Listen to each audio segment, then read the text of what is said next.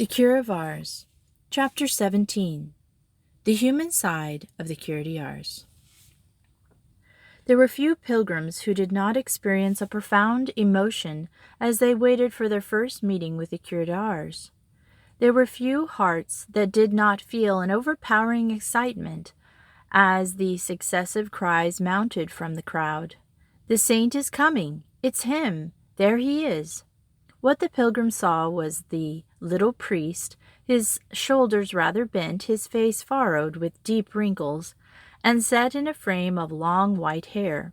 A common tourist would have failed completely to understand the scene that followed, for the entire crowd would fall on its knees before the little old man. If, however, such a free-thinking visitor had looked as closely as the Ars pilgrims at those features through which exquisite goodness shone as a light through a lantern, above all at the supernatural candor, the amazing lucidity of those great blue eyes, which seemed to be able to read into the very depth of men's hearts, he too would have exclaimed, "This Cure de Ars isn't a man like us," for his soul radiates in his gaze.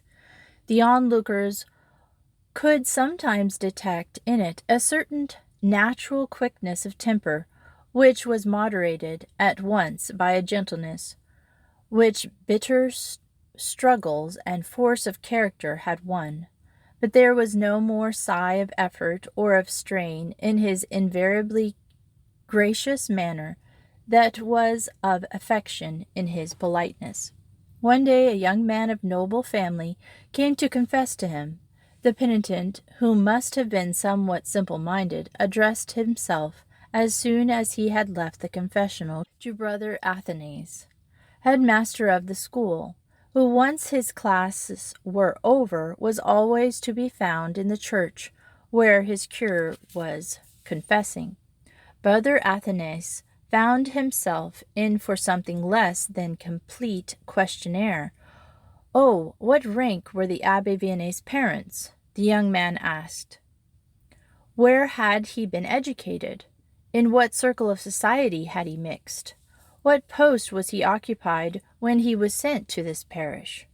"Well," the brother replied with complete simplicity, "the parents of the Cure de Ars were farmers at Dardilly in Lyons. He hardly had any education to speak of, and what there was of it was in the simplest of schools. He was a farm worker as a young man, and he mixed with people like himself. Before he came here, he was assistant priest at Éclay, in the Lyons suburbs, which was the only post he held before coming to the parish of Ars. And he was there 3 years, for perhaps I ought to explain that our curé had what is called a late vocation, and was an ordained priest till he was 29. Since the young man appeared too stupefied to say a word, Brother Athanase went on, "But after all, why are you asking me all these questions?" "The reason, brother," the pilgrim replied, "is that I was so struck by the exquisite politeness with which the Abbé Vianney received me. As I entered the sacristy, he greeted me with great kindliness. He only sat down himself after he had placed a prie-dieu for me. When the confession was over, he got up first, led me out, and said good-bye to me, and then, with no less politeness, led in the pilgrims next in line." "But our curé behaves like that to everyone." "I understand now, brother. He's a saint. He's got the charity which is at the root of real politeness." The simple-minded visitor was right. A man who could receive every single day for 30 years such a stream of people of every class, character, and intelligence without once complaining of fatigue or showing impatience could only be a saint. The word saint defines the essence of the Cure de Ars. But the saint in him, and the same is true of all the servants of God, had neither killed nor even lessened the man. Grace grafted on nature, and raised it up, and transfigured it. It is indeed in this process of transfiguration that consists the work of grace in the souls of men. The same people who will freely admit the invariable soundness of his judgment seem to fancy the curé suffered from a heavy-footed imagination and a limited intelligence.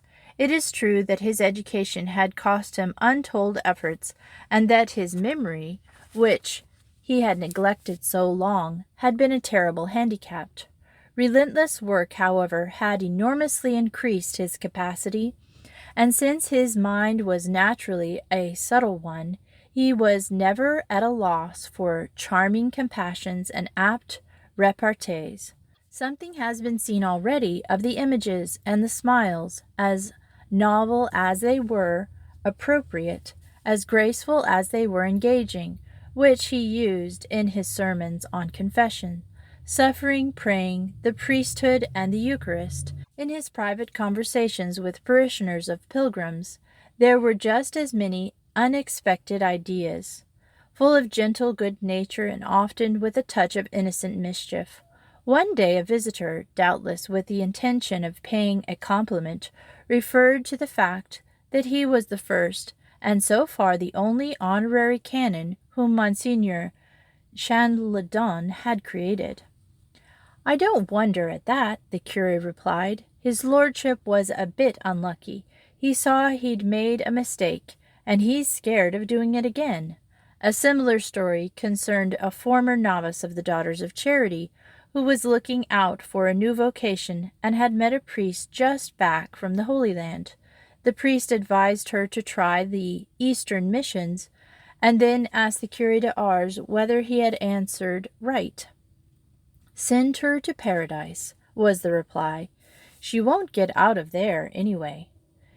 "Monseigneur le curé," said one of the priests from Pont-des-Aines, who was temporarily attached to Ars for duty with the pilgrimage, "since you're fond of your missionaries, when you go you'll leave the mantle of Elias on them, won't you?" "My friend," the curé retorted, "it's no use asking a mantle from someone who hasn't even got a shirt." Coming back from a journey one day, Brother Athanase told the Abbé Vianney how he had been thrown out of a carriage when the horse had shied. "I'm so sorry," the curé said, kindly, then added with a smile, "My dear fellow, St. Anthony never had a carriage accident. You should have imitated him." "What did St. Anthony do, then, curé?" Brother Athanase asked naively. "He always went on foot."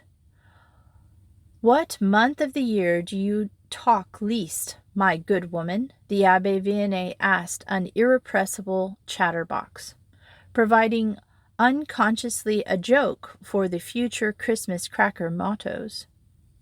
When the pilgrim, for the first time in her life, at a loss for words, stared at him dumbly, the saint answered himself with a smile. "Well, the answer is February, because it has only 28 days. Berthe de Garetz, a future daughter of Charity, was another woman who had the experience of being teased by the curé. When she asked him one day for some relics, his mischievous reply was, "Make some yourself." There was a chatterbox among the curé's parishioners, too. She was the best of women, and her assistance to the Ars Charities had been as disinterested as it was valuable. But she was a little too fond of intruding her advice with a "Monsieur le curé, if I were you, this is what I would do," in the middle of one of these sessions of gracious good counsel. The saint interrupted her with a laugh. "Come, come, we're not in England yet," he said. "In England? Whatever do you mean, Monsieur le curé? In England, it's Queen Victoria who rules. Here, it's me." These light-hearted bites of repartee of the saint were no more, however, than the occasional flashes of a mind that had got to relax. What was far more vital and far more impressive in the curé d'Ars was his heart. A man without a heart scarcely deserves the name of man. The saints, whose representatives of mankind, who more than any other have been the glory of humanity, have all been men of great and noble hearts.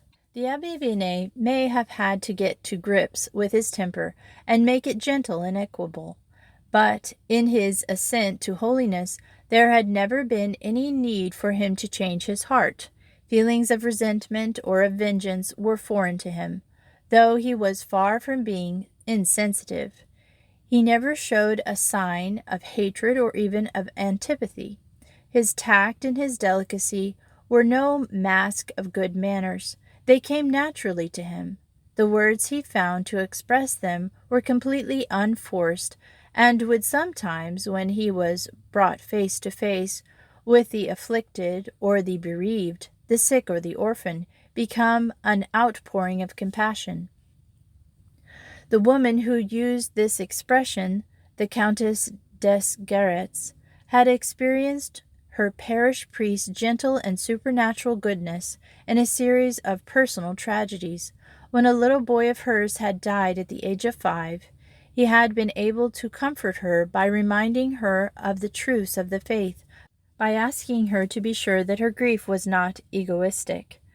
When her son had been spared all the disappointments of life and promoted so young to eternal happiness. When a second of the Garrettes, the eldest, had died, as admirably as he had lived, at the age of 25, the Abbé Vianney again had only to talk to this mother of the reunion that heaven promised her.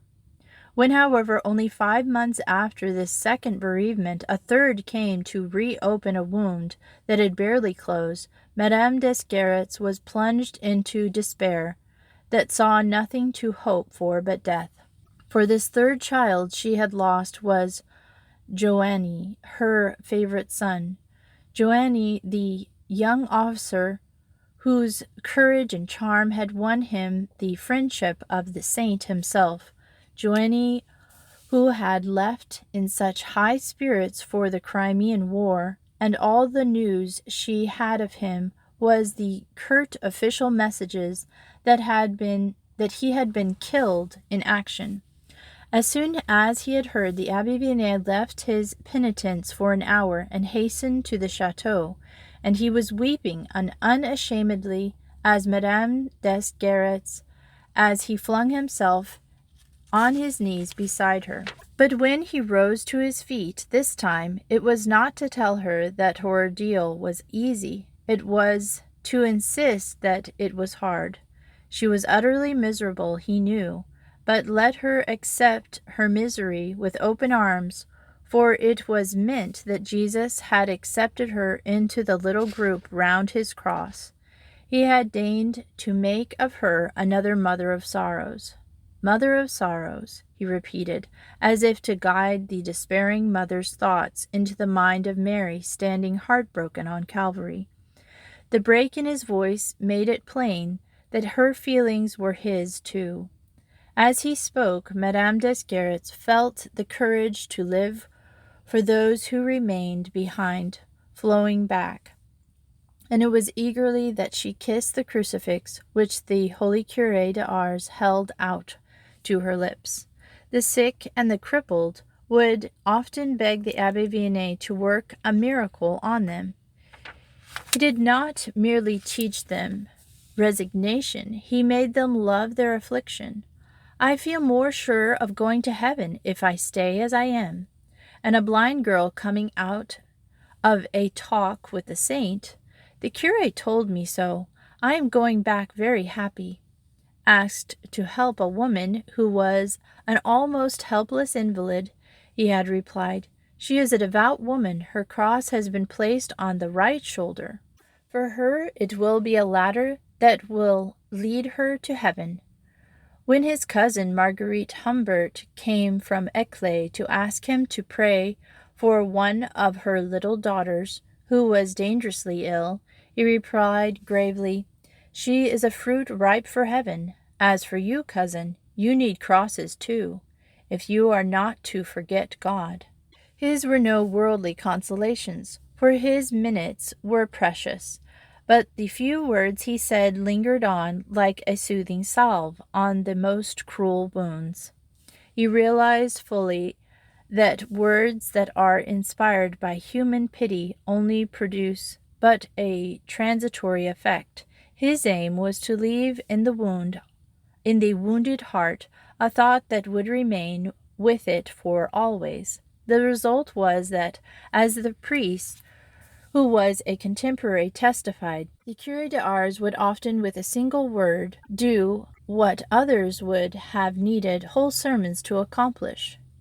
"May God's will be done," he would say simply, or perhaps, "We must be pleased with what God sends us. We must want what he wants."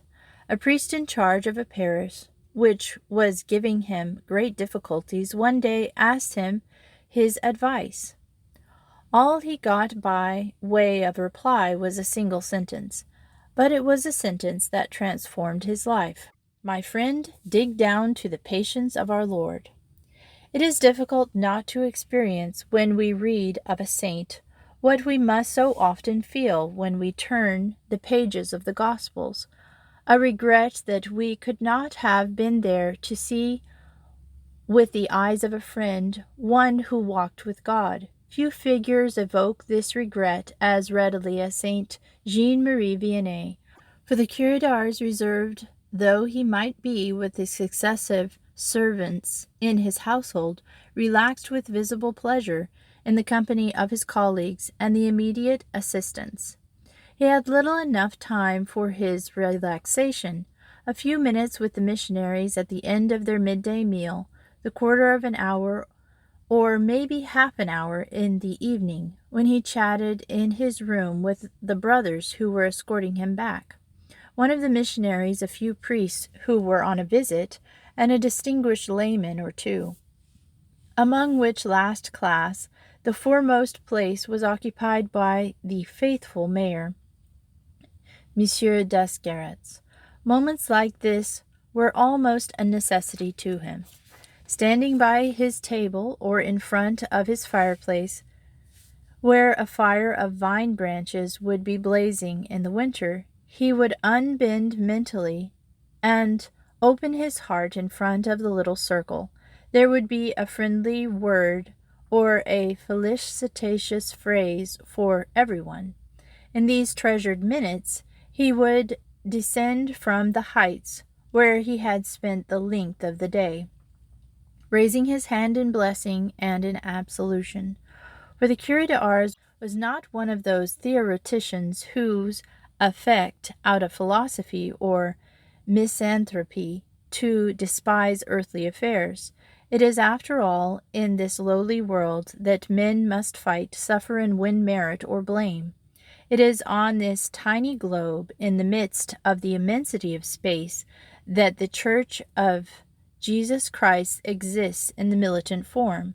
So nothing that had to do with the life and progress, the trials and the triumphs of this church he loved so much left the Curé de Ars indifferent, and he showed a particular interest in the course of events in Italy and in France. He never concealed his happiness when a priest who had come on the pilgrimage told him of a successful mission in his parish, or of a conversion which had turned the tide against threatening evil. Indeed, he would burst unashamedly into thanksgiving before everyone, for the curé lived in such constant communion with God that it would have been unnatural for him not to have spoken as constantly of what he had most in mind. He was so filled with the love of God, the Count Descartes said, that he brought him into every conversation, and would often interrupt a sentence, clasp his hands, and lifting his eyes to heaven, to exclaim, "My God, how good you are!" The Abbé Vianney was keenly observant, and even without the marvelous gift of reading, the depths of soul which he had received, would divine almost at once the interests, the weaknesses, and the defects of everyone he met. Except when he was acting as confessor, however, When duty called on him to help a soul to change and to amend its ways, he never made the least reference to the secrets he had surmised. That did not, however, mean that he hesitated in the least on occasion to put certain people in their place. When he did, his repartees were calculated to make their objects think. One day a young man with a sly smile called out to him from the crowd, "Monsieur le Curé, I'd like to have a bit of a chat with you about religion." "You, my friend," retorted the Abbé Vianney, "you talk about religion, but you don't know as much about it as a child in a catechism class. You're a dunce, my friend, just a dunce." On another occasion, a lady who insisted on entering the confessional before her turn said to him stiffly, "I am not in the habit of being kept waiting anywhere, not even in the Vatican." "I am very sorry, madame," replied the saint with a low bow. "You'll simply have to wait at the confessional of the poor Curé d'Ars." One day again, while he was crossing the square between a double row of pilgrims, someone shouted an insult from the crowd. "Who are you, my friend?" said the Abbé Vianney, asked the author of the impertinence. "A Protestant." "Oh, my poor friend," the priest replied, emphasizing these last words. "Yes, you are poor, really poor. You Protestants, you haven't got in the whole of your Reformation a saint whose name you can give to your children. You're obliged to borrow your Christian names from the Catholic Church." The most enchanting sight of all was the Curé d'Ars surrounded by little children. Those who saw him at such moments might have believed themselves back in the times when Jesus himself called to him and blessed these favorites of his divine heart. And indeed the disciple loved them as the Master had loved them because of their innocence. He saw heaven in their eyes, grace in their souls. His greatest relaxation, it will be remembered, was to look on at the playtime of the orphans at Providence. He would arrive just about the end of the recreation, and the pleasure of the little girls can be imagined as, trooping back to class, they passed one by one in front of their holy curé and bent their guileless foreheads for him to sign them with the cross. The priests in many of the neighboring parishes, and even in some of that were quite a way off, had got into the habit of bringing their first communicants to him. The pilgrimage was a holiday for the children, and it was a holiday for the Abbé Vianney too, to welcome the little boys with their white armbands and the little girls with their white dresses. More than one of them, on such days as this, heard the call of God to a higher and holier life, at the moment when the Saint of Ars placed his trembling hands on their heads. And we will continue this next Sunday.